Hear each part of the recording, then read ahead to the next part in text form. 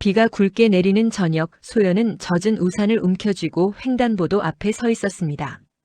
그녀는 신호를 기다리며 주변을 살폈는데 인도 가장자리에 쓰러진 남자가 눈에 들어왔습니다. 그는 축 늘어진 자세로 웅크려 있었고 흡사의식을 잃은 사람처럼 움직임이 없었습니다. 소연은 잠시 망설였지만 빗속에서 흔들리는 그의 어깨를 보고 발걸음을 옮겼습니다. 가까이 다가가 보니 남자의 얼굴은 창백했고 숨소리는 일정하지 않았습니다. 그녀는 조심스레 어깨를 흔들며 괜찮으세요? 라고 물었으나 남자는 가볍게 눈만 떴다가 다시 감아버렸습니다. 소연은 당황스러웠지만 주변을 둘러보며 도움을 청할 사람을 찾았습니다. 그러나 바삐 걷는 사람들은 비를 피해 고개만 숙인 채 지나갔습니다. 결국 소연은 남자의 팔을 잡아 일으키려 했고 무게를 느낀 순간 그의 몸 상태가 심상치 않다는 것을 확신했습니다. 그는 힘없이 기대며 낮은 목소리로 춥네요 라고 중얼거렸고 소연은 병원 가셔야 해요. 일어나 보세요 라고 대답하며 부축했습니다. 택시가 보이자 그녀는 급히 손을 흔들어 세웠고 남자를 조심히 태운 뒤 병원으로 향했습니다. 택시 안에서 남자의 손은 떨리고 있었고 뺨은 식은땀으로 젖어 있었습니다. 소연은 그의 상태를 지켜보며 혹시라도 심한 병이 아닐까 걱정했습니다. 병원에 도착하자 의료진이 남자를 급히 안으로 데려갔고 소연은 젖은 옷 그대로 대기 의자에 앉았습니다. 시간이 지나 남자가 잠깐 의식을 회복했지만 그는 짧게 정말 고맙습니다라고만 말하고 곧장 병원을 떠났습니다. 소연은 그의 갑작스러운 행동이 이해되지 않았지만 도움을 줄 수 있어 다행이라는 마음으로 병원을 나섰습니다. 비는 여전히 내리고 있었고 그녀는 젖은 신발의 무게를 느끼며 조용히 집으로 향했습니다. 출근 사흘째 되던 오전 소연이 회사 정문으로 향하던 순간 낯선 긴장감이 주변을 감쌌습니다. 검은색 외제차 2대가 동시에 정문 앞에 도착하며 사람들의 시선을 사로잡았습니다. 보안 요원들이 급히 도착해 주변을 정리했고 직원들은 누군가가 내리기를 기다리듯 조용히 지켜봤습니다. 먼저 내린 사람은 단정한 정장 차림의 남자였고 이어서 다른 차의 문이 열렸습니다. 그 차에서 내린 남자를 본 순간 소연은 숨이 멎는 듯 놀랐습니다. 바로 며칠 전 비 오는 거리에서 도와주었던 그 남자였습니다. 그는 천천히 주변을 살피며 이동했고 직원들은 그가 회사의 차기 후계자라는 사실을 속삭였습니다. 소연은 상황을 이해하지 못한 채 그 자리에서 굳어섰습니다. 남자는 건물 안으로 들어가기 전 잠시 고개를 돌려 소연이 있는 방향을 바라보았습니다. 마치 알아본 듯한 눈빛이었지만 아무 말도 하지 않은 채 다시 걸음을 옮겼습니다. 저 사람 누구야? 후계자라잖아. 직원들 사이에서는 작은 목소리들이 퍼졌습니다. 소연은 신입 연수에 들어가기 전부터 괜히 긴장감이 커졌고 동기들의 눈길에서도 묘한 감정이 느껴졌습니다.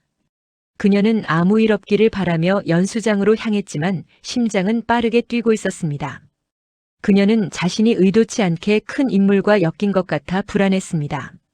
하지만 설명할 방법도 없었고 그날 이후 자신을 향한 시선이 달라질 것만 같았습니다.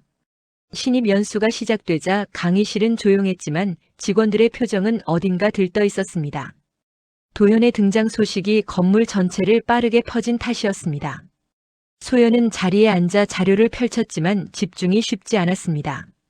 갑자기 강의실 문이 열리고 여러 직원이 동시에 일어서며 분위기가 크게 바뀌었습니다. 문을 지나 들어온 사람은 도현이었고 그의 존재만으로도 연수장의 공기는 더욱 무거워졌습니다. 그는 강의실을 천천히 둘러보다가 우연처럼 소연이 있는 쪽을 바라보았습니다. 소연은 깜짝 놀라 눈을 피했고 뒤쪽의 동기들은 작은 목소리로 봐. 뭔가 있네라고 속삭였습니다. 도현은 짧게 연수생들에게 격려 인사를 남기고 자리를 떠났지만 그 짧은 방문만으로도 분위기는 크게 흔들렸습니다. 소연은 이유 없이 마음이 불편했고 자신을 둘러싼 시선이 점점 날카로워지는 느낌을 받았습니다. 강의가 이어지는 동안 그녀는 설명에 집중하려 했지만 머릿속에는 도현의 눈빛과 동기들의 반응만 맴돌았습니다. 연수가 끝나갈 무렵 소연은 작은 한숨을 내쉬며 앞으로의 회사 생활이 쉽지 않을 것 같다는 불길한 예감을 느꼈습니다. 연수가 끝난 다음 날 회사 복도에는 소연의 이름이 은근히 오르내리기 시작했습니다. 직원들은 대화를 멈춘 듯 하다가도 그녀가 지나가면 다시 작은 목소리로 이야기를 이어갔습니다. 어제 그 눈빛 봤지? 라는 말이 들리는 순간 소연은 발걸음을 늦추며 불편한 기색을 감추려 했습니다. 그녀는 애써 무시하고 업무에 집중하려 했지만 낯선 긴장감이 하루 종일 따라붙었습니다. 동기들 역시 소연에게 웃으며 다가왔지만 말끝이 이상하게 흐려지거나 반응이 어색하게 끊겼습니다. 한 동기는 혹시 아는 사이야? 라며 장난스러운 얼굴로 묻기도 했습니다. 소연은 아니야, 나도 몰라라고 대답했지만 그녀의 말은 제대로 믿어지지 않는 분위기였습니다. 업무 중에도 선배들이 흘끗 바라보는 시선이 느껴졌고 몇몇은 은근히 거리를 두려는 모습을 보였습니다. 소연은 점점 불안해졌지만 자신이 직접 나서서 해명하는 것이 오히려 소문을 키울까 두려웠습니다.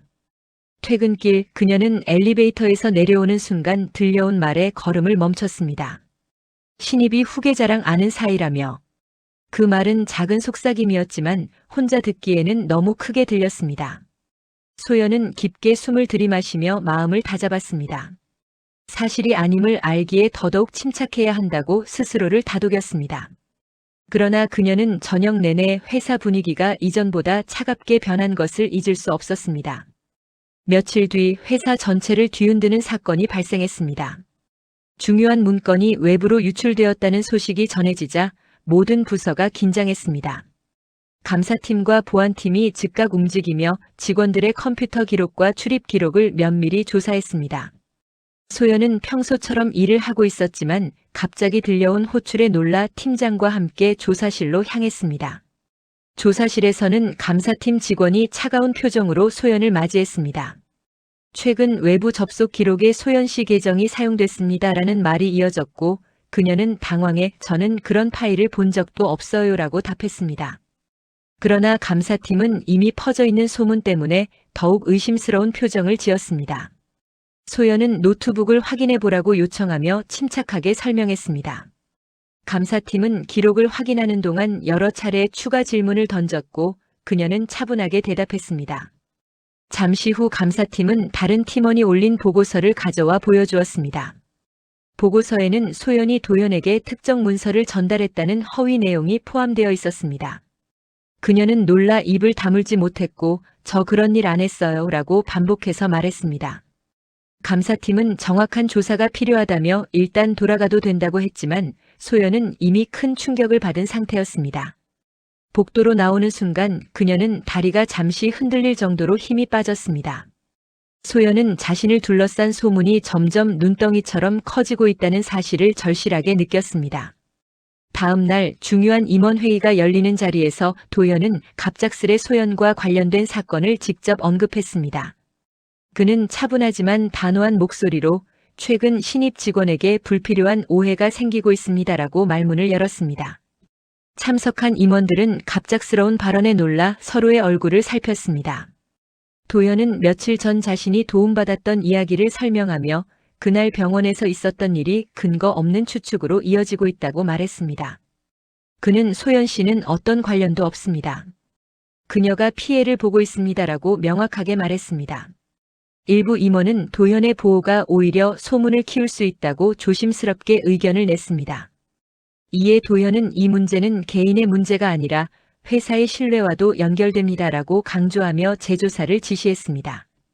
감사팀장은 즉시 고개를 숙이며 더 면밀한 조사를 약속했습니다. 회의실은 잠시 정적에 휩싸였고 도연의 발언은 큰 울림을 남겼습니다. 그는 마지막으로 허위 보고서를 만든 사람이 따로 있을 겁니다. 더는 묵과할 수 없습니다라고 말한 뒤 회의를 마무리했습니다. 회의가 끝난 뒤 임원들은 조용히 흩어졌고 도연은 잠시 앉아 깊은 숨을 내쉬며 결심을 굳힌 듯 보였습니다. 그의 결단으로 상황은 새로운 방향으로 흘러가기 시작했습니다. 감사팀은 도연의 지시 이후 기록을 다시 살펴보며 사건의 흐름을 추적했습니다. CCTV와 출입 자료를 비교하는 과정에서 이상한 장면이 발견됐습니다. 병원에서 소연이 부축하던 남자가 도현과 닮았지만 미묘하게 다른 모습이라는 점이 확인되었습니다. 감사팀 직원은 화면을 확대하며 이분 도현 전무님이 아닌 것 같습니다라고 중얼거렸습니다.